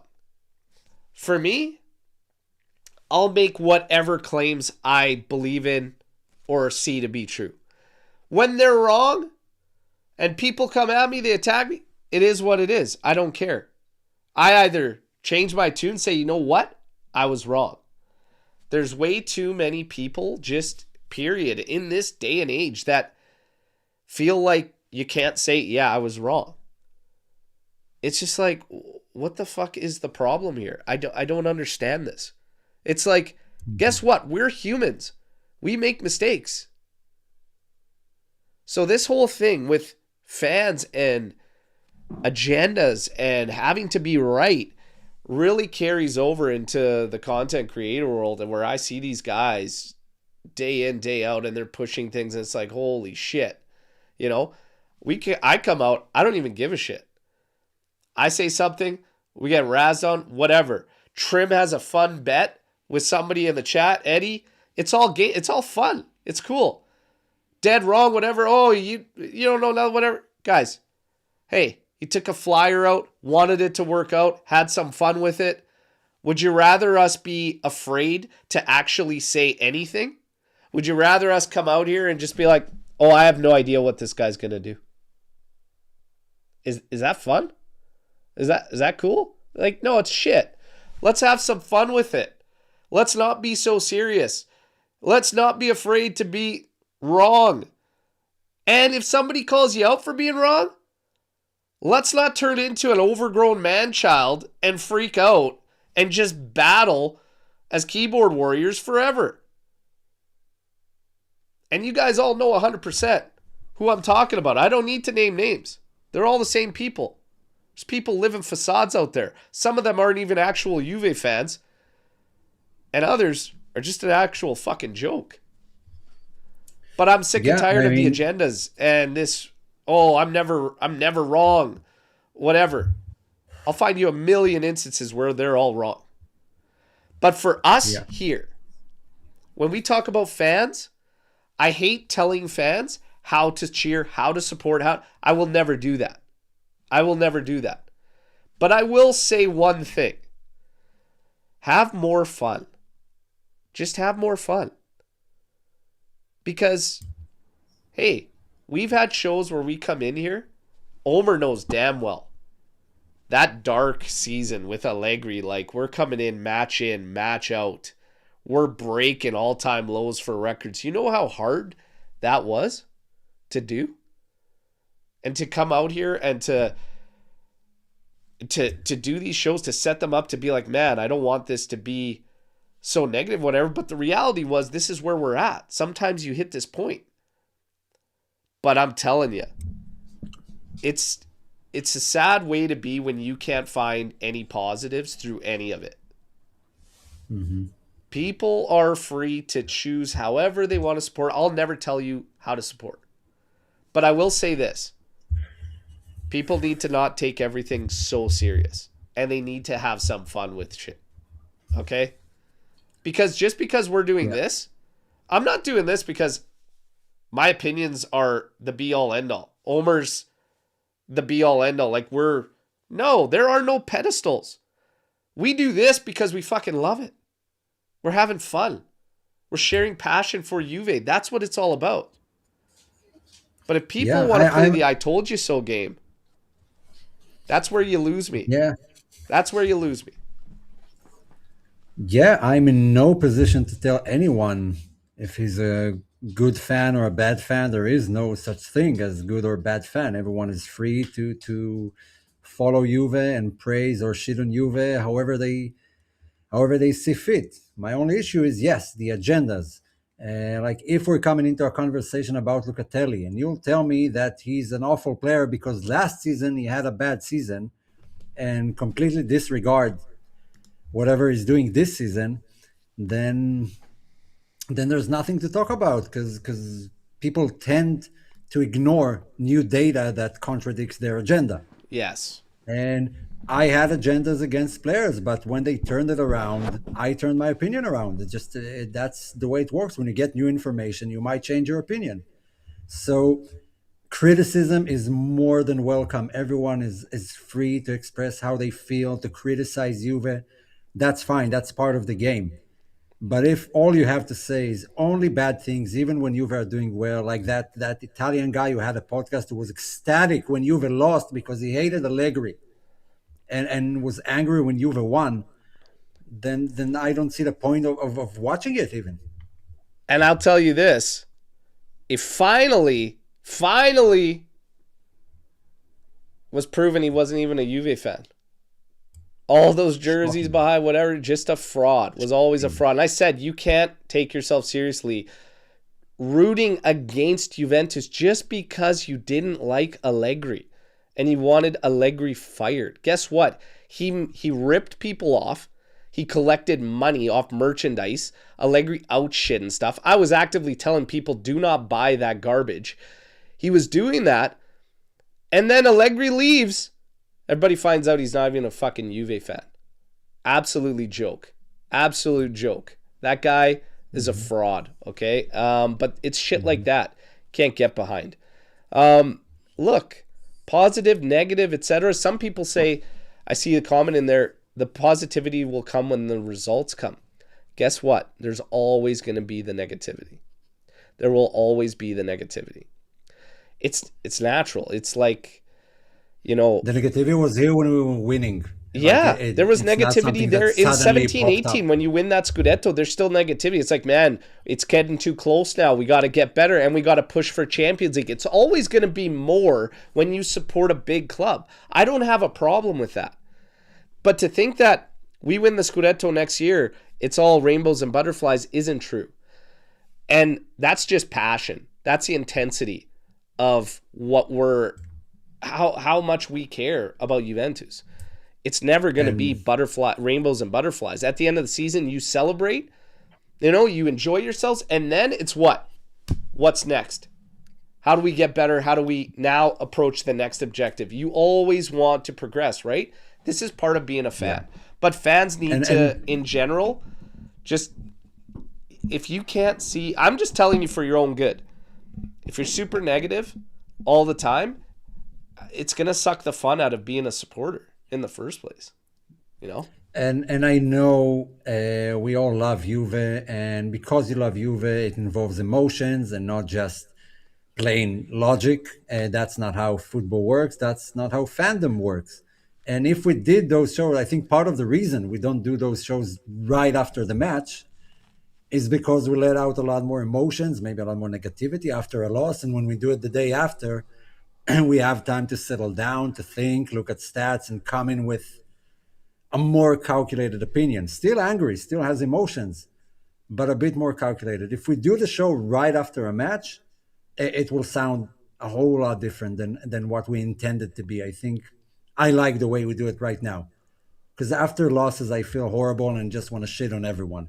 But that's just immediate reaction and feelings. It disappears after a while. Yesterday's game was actually wild because I've got DMs, I've got messages. I've, of course, been battling an illness, so I've just been unwell. No watch along yesterday.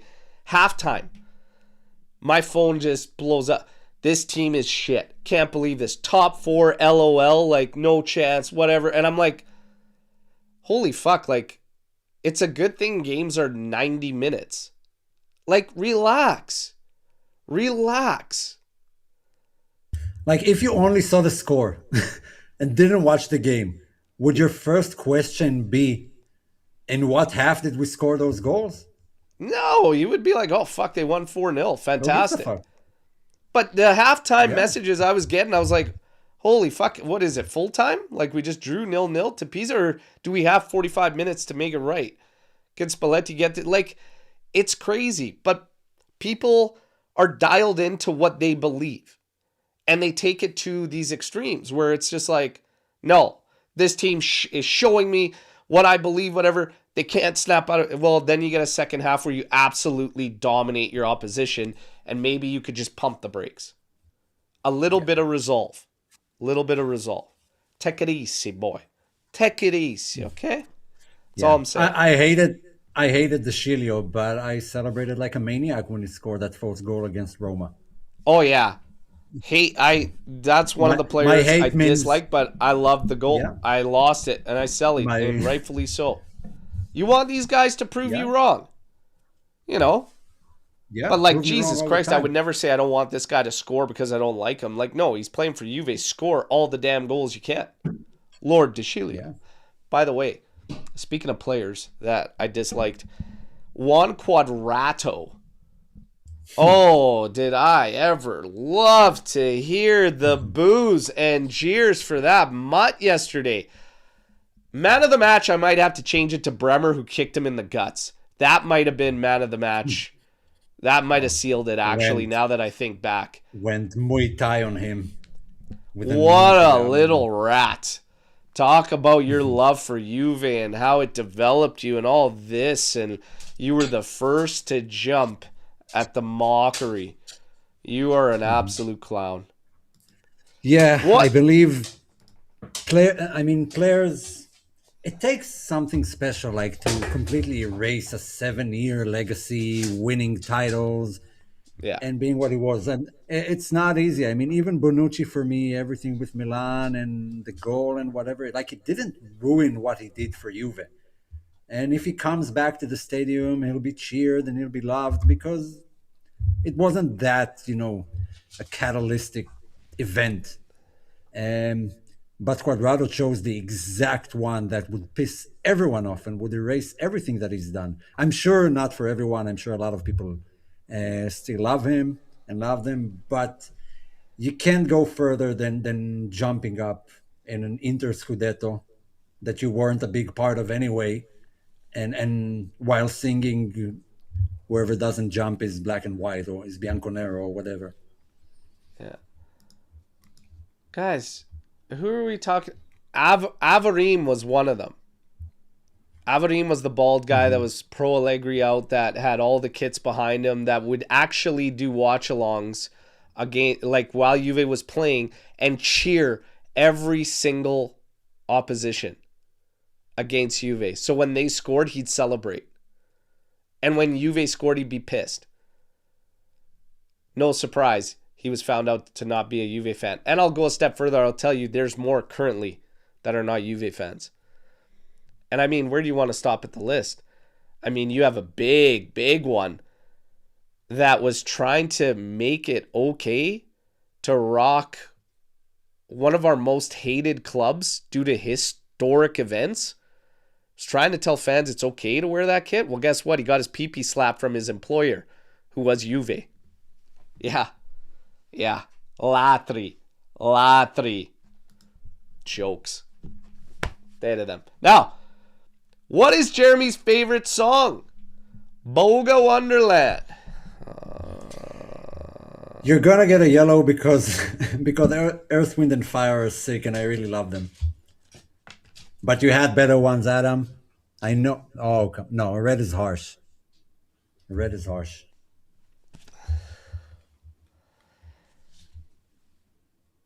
Oh come Upon on. further review, the call stands. That's a red. That's a straight red. The La Pena of puns. La Peña. La Peña. Cuadrado still whistled, unsurprisingly, what it was like when players like Ibrahimovic, Vieira, and Asamoah left directly for Inter. Also, was their opinions on Lippi directly moving to. Look, all these guys, I've said it a million times. When we go down in 2006 and all that happens, I didn't expect all the guys that stayed, to be quite honest. I didn't expect it. Yeah, I Ibrahimovic, a mean, young guy at that point of his career, to like actually stay there and do that, that's pretty tough. That's pretty tough. yeah, and he didn't sugarcoat it or anything. He said exactly that. I'll be quite And at honest. I that age, expected yeah, Italians to stay. I expected the Italians to yeah. stay to pull us back up. So, Cannavaro so and Zambrota were the ones I expected I probably mostly to stay. expected. I would say I expected Zambrota, Cannavaro on the back of what was happening. I felt he was gonna go. Felt he was gonna go. But By again, the I way, the don't. I don't issue, hold it against them. Like, I mean, that would negate how special it was for everybody that stayed, man. it's not about moving to Inter, especially for managers, because like if you want to be a coach in your home country and you're a top coach, there's not a lot of options. If it's not Juve, then it's Inter or Milan, and that's it. Beyond that, it's considered like a lower level, less money, and whatever. So I'm not hard on the managers. Um, but it has context, like what happened when he moved there. Because when a Samoan moved there, no one seemed to even notice. He didn't win anything, and he certainly didn't celebrate and jumping up and down for if you don't jump, you're a Bianconero. So I'm not that hard against players who move there, but if you're going to shit on everything you did for Juve, then I have a problem. And Yeah. Lippi kind of did nothing at Inter. He tried to rebuild Juve at Inter. It didn't work out. Like there's nothing to be proud about from that stint. So there's nothing to be angry about for me. If Yeah. anything, he made him worse. So tip of the hat. Would you revisit Mateta at all in the offseason? Absolutely not. I would revisit it just to give him one of these. Okay? That was dirty, dirty shit. Trying to land a deal when you're on the verge of knee surgery is absolutely fucking crazy. That was ridiculous. After he did that, fuck, that's beyond dishonorable, man. Like, get the fuck out of here. That was crazy. No, that pissed me off. Him and his agent have no place in the world of football as far as I'm concerned. They're rats. Lowest of lows, man.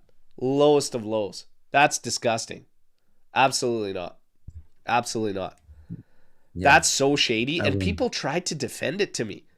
They were like, well, it's his last shot at like a big contract, like big club, whatever. He's got a shot. He's got to try and take it. I'm like, dude, how do you want to start off that relationship by lying and trying to hide an injury and then showing up to that team and needing surgery? We definitely dodged the bullet there. I don't think he's that good of a player anyway. Like it felt like a panic buy I because of don't know, Vlahovic 30 million. I injury. still think he does damage in Serie A. Big dude. I wouldn't take him. I just don't think he's that good of a player, regardless. I would have. Now the question is, would J Medical have found that issue? I believe they would have because I do want to give credit since this Burgess guy came in. Juve seem a lot fitter and they seem better. A lot less injuries, mainly in training and whatever. Recovery times are shortened now. So I think they're actually finally doing a good job because probably Burgess who instructs them and leads them. Um, I think they would have picked it up. I mean, that's a pretty big injury to hide. Maestro, our boy Frankie. What profile of midfielder does Juve actually need to help unlock the attack? To unlock the attack, um, we're talking, I believe, in like a three-man midfield, like an added part to Lucatelli and Thuram, or someone instead of them. I don't know. For me, I don't think you need a midfielder to do that. I think Yildiz as a 10 will do it. I'll be quite honest. I think you need to Yeah. find somebody that can bring the same as Thuram. I think you definitely 100% this summer need to find somebody that can operate as what Locatelli does. That's a must. But a midfielder to unlock the attack, I actually think Yildiz will unlock the attack and link everything up. He's the guy. We got to stop denying it. Bernardo For Silva is a me, must for me in the summer. Like, you got to qualify for Champions League. You got to make that push for Silva. But I don't think you need a midfielder to unlock the attack. I'm telling you, man, the blueprint's there. We just got to stop denying it.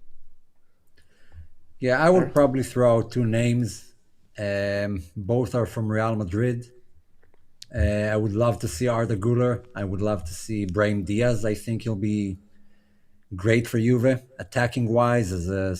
But like you said, I think Yildiz is. I would prefer him to both of them. But if we need another piece in midfield, we're talking about another piece. I would go for that a bit smaller, faster, good dribbler guy, with good passing. So Arda Güler probably would be my top pick. This summer is going to be super fun to watch Adin Licina and Hmm. Justin O. It's going to be fun to watch those guys intermix with the first squad in preseason games and stuff like that. It's going to be fun to watch, but Lichina could be somebody that helps link everything up too. He's pretty fucking talented. Hmm. If someone had told me this time last year that we would be praising Spalletti, I would have told him to get his head checked for sure. Guys, Good thing. I've never lied about how I feel about Spalletti. I've never liked the guy. I don't. Personally, I've always had issues with him, but he's far from any type of issue, and Juve should definitely continue to build with him. You know, and Yeah. this is what I'm talking about when fans, have to just like, I could easily go back to what we were talking about before, stick to my guns and my narratives that I hate them, and pick away at things game in, game out. But that would be disingenuous, and we're never going to do that, right? We're raw, we're real, we're authentic. I've kicked people out for Yeah. not being authentic. I don't want Mhm. clout chasers. I don't want bullshit. I want real opinions, right? So Spalletti has Yeah, not that's been an issue. actually a perfect question to illustrate both of the points, both of our views on that point of agenda. I didn't like him as well, but he's Yeah. done a great job. And Yeah. yeah, if I wanted to shit on him, I had the last 2 weeks to just Yeah. go all out, Yeah. blame everything on him. But it's not how it is. I think he's doing a great job, and regardless if I like him or not, what's most important is Juve and how Juve does, and Juve are doing better under him. That's Yeah. just a fact. What would you rate this window? Vicario fail automatically. No Vicario. Okay. But anyways, let's go. Vicario, Senesi, Muremovic, Fortini, Coyote, Silva, Kessier, Osimhen, Colo. Holy smokes. Buddy. The last set of eight, like, so Osimhen and Colo, we're talking 150 probably. Yeah. 140, 130 to 40, let's call it. You got Uh, about 200 million in salaries in here alone. but how would I rate it? Vicario's a no for me. That's he's the lowest of all the guys that we've been linked with for me. Hmm.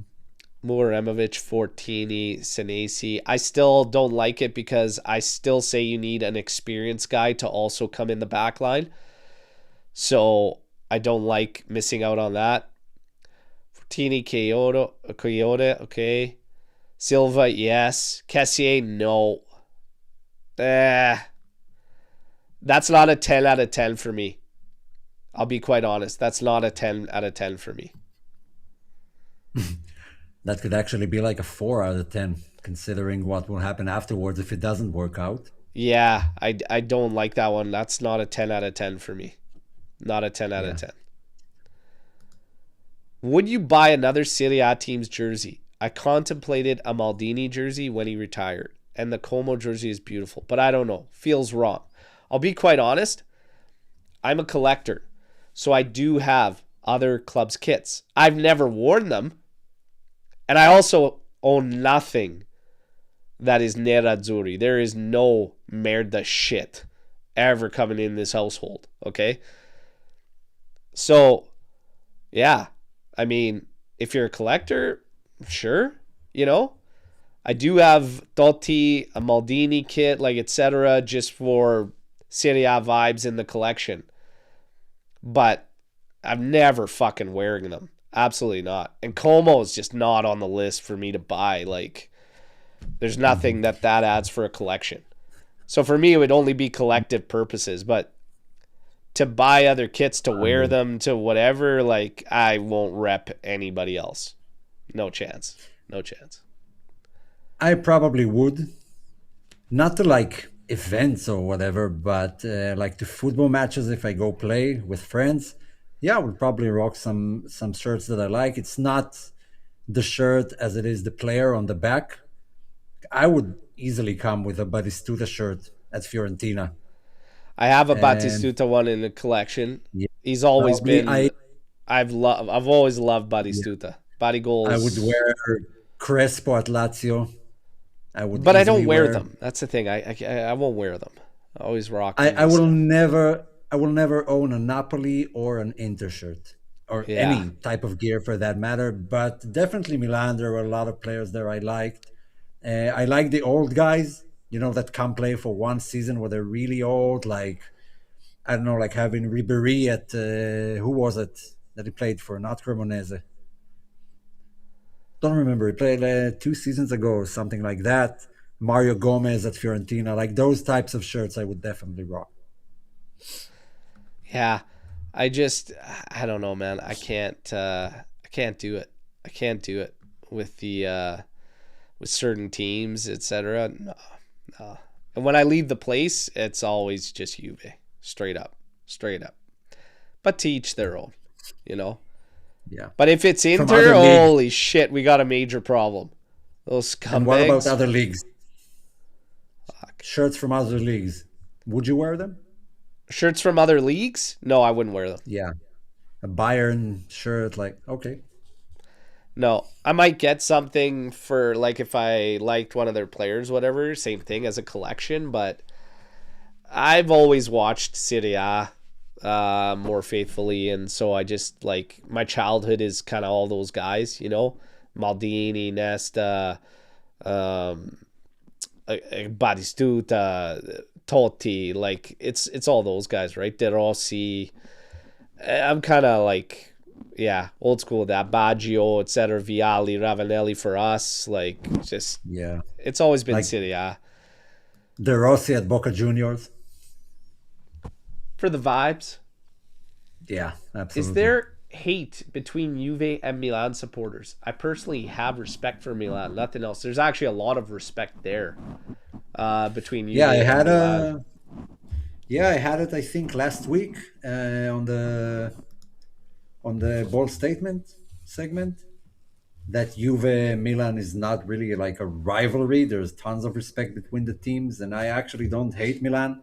There were a lot of players there that I really loved, that I thought were just phenomenal football players. So yeah, I don't think there's hate. I think they're both united in their massive hate against Inter.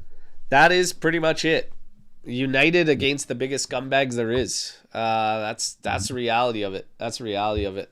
Now, Udinese up next for Juve. We talked about it. Vlahovic should be in the squad list, ready to go.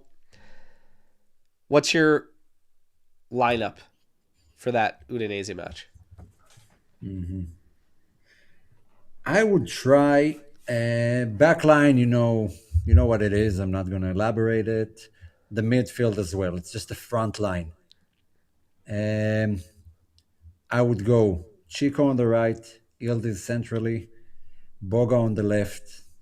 Sorry, McKennie centrally, Boga on the left, Yildiz up top, and at some point I bring in Vlahovic. Huh. Yeah, Vlahovic is good to go from early in the week. I'd start him and throw Yildiz at the 10, Boga on the left, Chico on the right. Chico yesterday, man, that's the game where Chico comes through. I was sitting there with my dad there last night talking about the game, and he fucking loves Chico. He's just like I always talk. I was like, yeah, the end product. Well, he goes, you know what? He was saying a lot of the things I was earlier on in the season with him. He goes, when you're doing that much, right? Sooner or later, he's like, it has to start falling for him. He's like, but now you could see him start to shoot more and try to be more aggressive in getting shots on target and just creating havoc.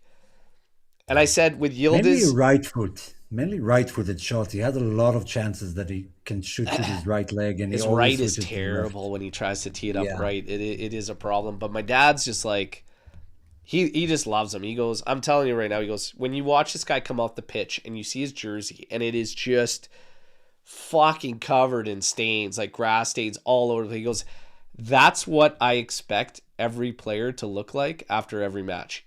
He goes, we won this game 4-0. Look at this guy's kit. He goes, I don't want to see guys come in and do fuck all and act like prima donnas or fucking act like they're the shit. At least he kills himself. He goes, he will kill himself. And he's always on the front foot. He goes, my dad's just like, I think he's going to clean up the end product. And I think we're starting to see the push towards it now. Of course, time will tell, but he does look more aggressive. And now he's got contributions in consecutive matches as well. But Spalletti, you could tell who his guys are. There's no denying. Yeah. You could tell who Spalletti obvious. is leaning on. Chico is definitely amongst that list. Let's see. Let's see. I wouldn't sell either of Jagrova or Chico. I think that's one position we have good depth in. Let them compete next season. I actually agree with that. I'd be okay if they both stay. I fully agree with that. Yeah. And I'd keep Boga. Could you imagine, is there a situation where you keep nobody up top? Penda, David, Milik, Vlahovic, all gone? No, I don't think so. I think for better or worse, Openda is here to stay. I don't think he'll be on a never plan. It'll be a loan somewhere. Yeah, it seems like it. David might, just because the value of his sale would actually be significant for Juve for the transfer window. I've said it a month ago. Dusan will be renewed, in my opinion. Why do you think Chico is leaving? I never heard anything. I think he's doing great. I think he likes it here. Jagrova, I wouldn't give up on. Boga has to be renewed for that price. And Yildiz, I mean, he just signed a contract. It's not even a debate. Yeah, I'd be happy with the two of them to stay. Rumors are going to start ramping up. We don't have much remaining in the season. The push needs to come here for top 4. I'll say it. And I saw comments from fans saying, here we go, hyping up a win against Pisa. There's a blueprint. There's a formula. There is a blueprint. There is a formula. Some of them have been there for a while now. It's time to stop ignoring it. Push forward. Get the results. Next weekend could be a big one. Como and Roma squaring off. We got to take care of business against Udinese. Early prediction, Omer? 2-1.